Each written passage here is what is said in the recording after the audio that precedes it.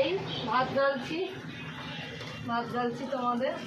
ও আজকে তো তোমার স্কুল আছে তো, ওই জন্যে ভাত আর ওই যে মাছের ঝোল হচ্ছে।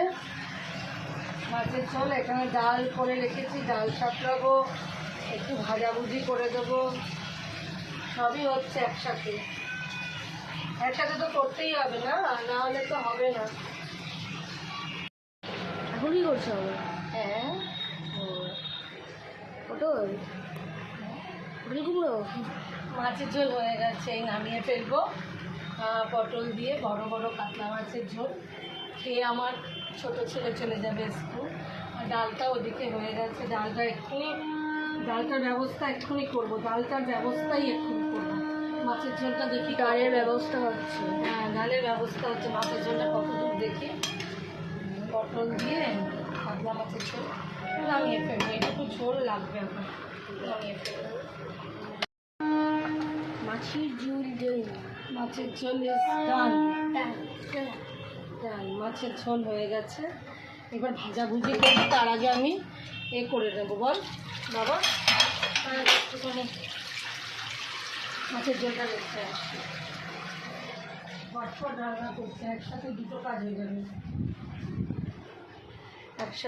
কাজ হয়ে যাবে, ওর বেরাবার কাজ হয়ে যাবে। সব্যসাচী না, সব মায়েরাই সব্যসাচী হতে হয়। একটা টাইমে একটু প্রেশার লাগে। বাবা কি করছো? বসে বসে মোবাইল করছে, ও আর রক্ত দিয়েছে। দাঁড়া বাবা, তাড়াতাড়ি করে করছি, তাড়াতাড়ি করে আজকে সব সারবো।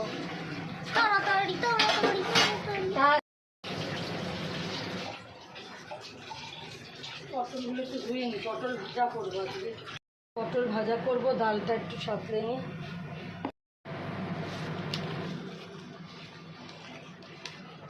পটলটা নুন হলুদ আগে মাখিয়ে নিই।